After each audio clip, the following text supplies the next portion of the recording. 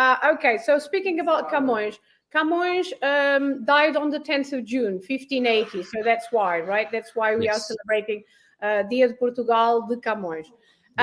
He was the greatest writer in Portuguese language.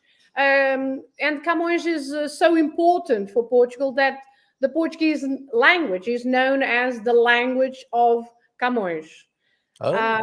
Yeah. So his masterpiece was Os Lusíadas. So Os Lusíadas is considered the most important book of the Portuguese literature, and it's an epic poem, a huge epic poem. First of all, speaking about Camões, he was born in 1524. Probably in Lisbon, we're not sure, but he was a member of a noble family. And when he was 3 years old, his family went to Coimbra, so near my hometown. Well, Coimbra is the city I was born. So he went to Coimbra because the family wanted to escape the plague that was at the time in Lisbon. So he was raised in Coimbra, and as you know, Coimbra is one of the oldest universities of Europe, and he was raised with a classical education. He has learned Latin, history, and many other subjects, and he was used to read the great authors of classical literature. So then, when he was 20 years old, he decided to return to Lisbon, and because he was a nobleman, he was admitted into the court of the King John III. But Camões was a bohemian. He liked women, he liked drinking, he liked a lot. He was an adventurer. So that's why he's such a hero among the Portuguese. Then it's not the poetry, is it? It's his womanizing and drinking and partying. Yes, that's why he's a national hero. Drinking, partying, yeah, that's the. So he joined the army because he wanted more adventure. So he joined the army and he went to the north of Africa for 2 years. And then when he was in a naval battle, he lost his right eye. Yeah. So from that moment on, he just had one eye. And then when he was back in Lisbon, of course, he went again to his bohemian life as before. And he was always getting involved in street fights and things like that. Wow, truly a Renaissance man. So he wrote poetry and he was a bohemian character, and he liked fighting as well, scrapping. Yes, and he was always fighting someone, and so he ended up in prison with all those. He was a troublemaker. But of course, as I said, because he was part of the nobility, and so with his contacts, he was pardoned by the king, and then he was sent to serve Portugal in India. So instead of being in prison, he could go to India and serve Portugal there in India. So he went in 1553, who was the son of Pedro Álvares Cabral, who discovered Brazil. So he followed all the footsteps of Vasco da Gama, who had discovered the sea route to India about 60 years before. So he arrived at Goa in 1554.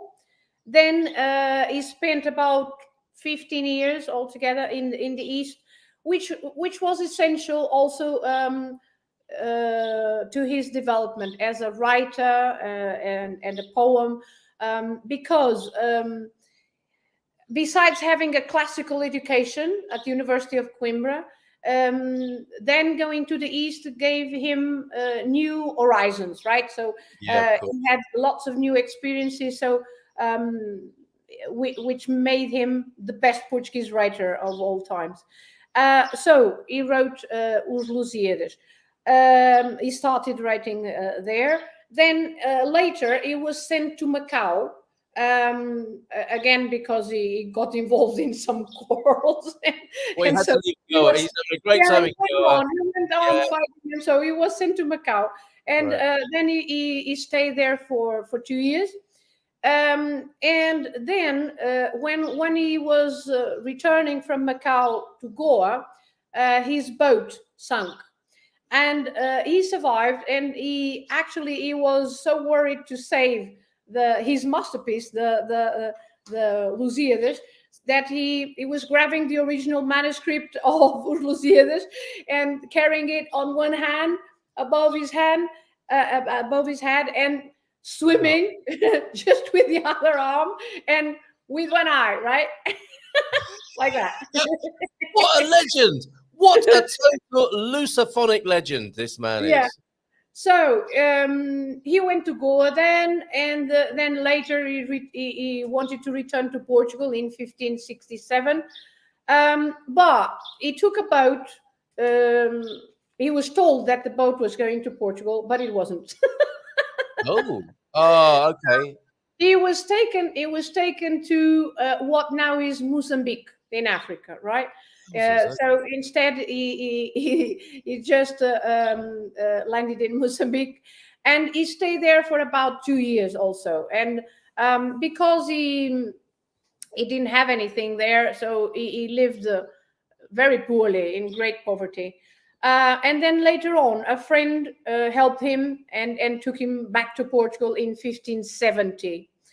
So then he finished writing Os Lusíadas, and the king, our king Sebastian, who was a quite young king, he liked the book so much that he decided to publish it in 1572. So Os Lusíadas were first published in 1572. Then later on, in 1578, our king, Sebastian, went to a battle in the north of Africa, in Alcácer Quibir, and he just disappeared. We haven't seen him ever since. really? I mean, Yeah. that's like a fitting end, isn't it, to a life of this kind, isn't it? Really Yeah. enigmatic and mysterious.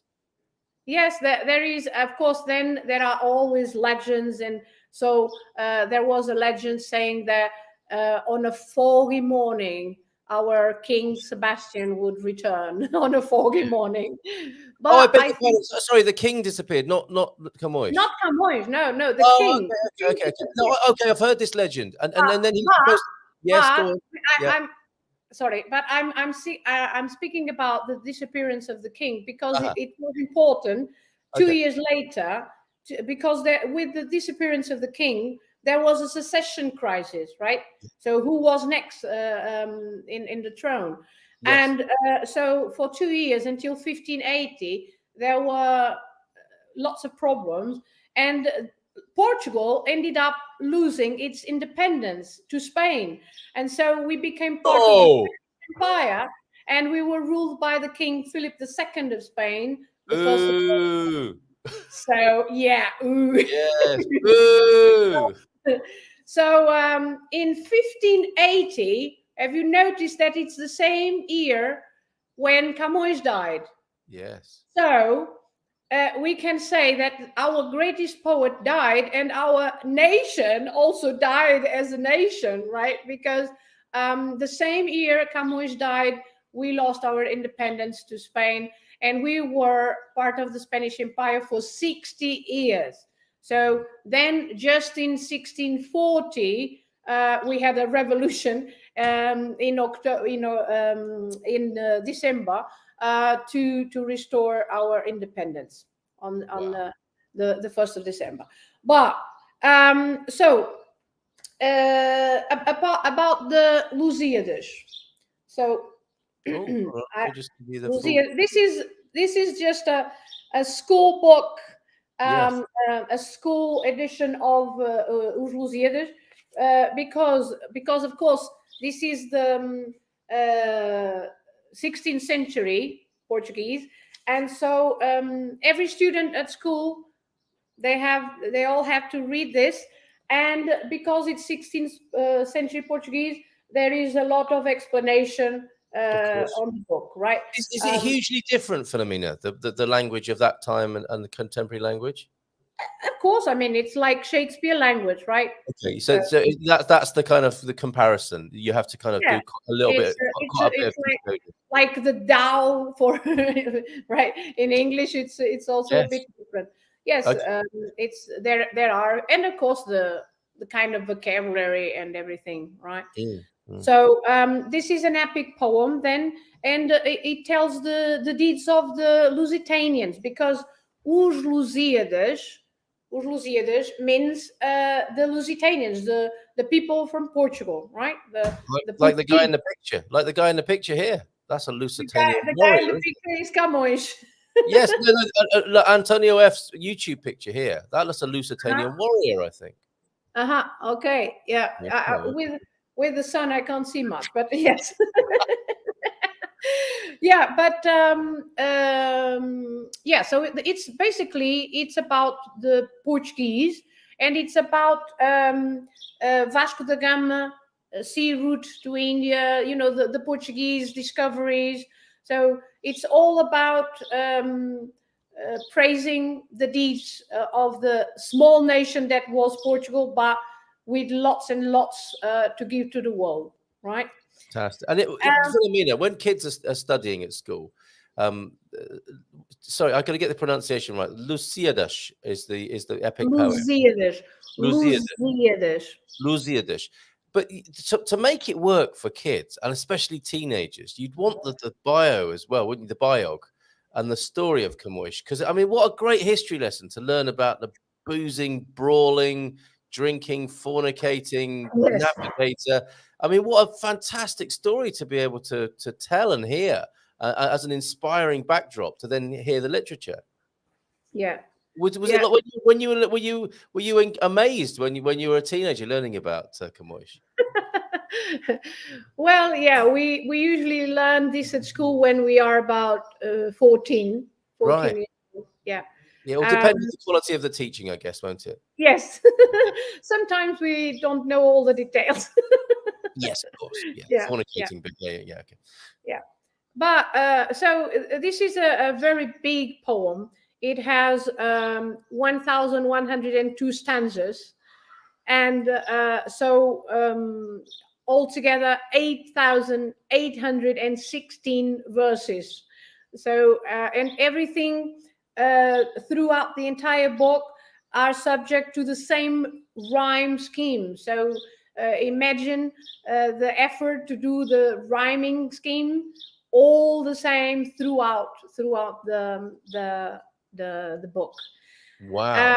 And so the story, of course, is as any epic poem, it has a hero. In this case, the hero is the Portuguese people, the entire Portuguese nation. And although a small nation, it was a pioneer in discovering new worlds, right? So the entire work is just a sort of love letter to Portugal and to the glory of the Portuguese. That is wonderful. That's absolutely wonderful. And Elra, I don't think enjoyed learning about it at school. Look, avoid it like the plague. She says, don't be like that, Elra. It's really exciting for us foreigners and expats discovering this epic work. Not that I mean, the only person likely to read it in our community from front to back is Deagle, and he'll probably do it in a single sitting. With his application to the language and the culture. So Deagle, a little bit of homework for you over the weekend there to read the Lusíadas there from Luís de Camões. Now, can we move on to the unless of course there's more to say about Camões, which I suspect. Well, I would like to read at least a poem from Camões. Hey, yes, please. Yeah. So a poem that I like very much. Amor é fogo que arde sem se ver. Beautiful. The screen is yours. Yeah, well, okay. So, amor é fogo que arde sem se ver.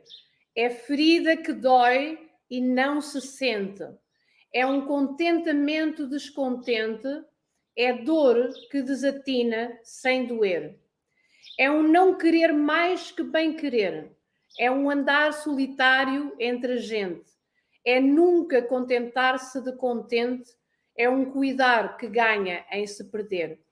É querer estar preso por vontade, é servir a quem vence, o vencedor, é ter com quem nos mata lealdade, mas como causar pode seu favor nos corações humanos amizade, se tão contrário a si é o mesmo amor.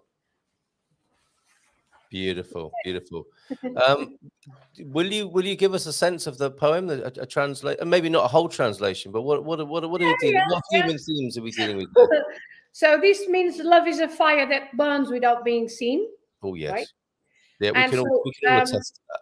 So love is a fire that burns without being seen. It's a wound that hurts and you don't feel it. Oh my It's goodness. this is a discontented contentment. Oh yes. It's a pain that cracks without hurting. It's not wishing more than wishing well. It's a lonely walk among people. It's never being content to be content. It's a care that is gained by losing. It's wanting to be trapped by desire. It's serving the one who wins, the winner. It's to have loyalty to the one who kills you. But how can its favor cause in human hearts friendship if so contrary to itself is love itself? Oh my goodness.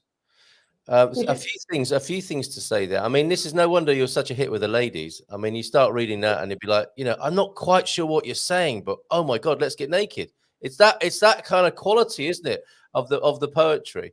And this is it. What you said before, Filomena, about how the king disappeared and how the poet died. I don't know about the king, about needing a king. Obviously, at the time, the Portuguese people felt bereft and without leadership. But without the literary leadership, without the inspiration of the poet, this is why this tells us today, doesn't it, why poets and artists are so important to the human soul. And illustrated in that story there, the year he dies is when Portugal goes into a wilderness and the king disappears as well, and Spain takes over. dreaded fate. Yes.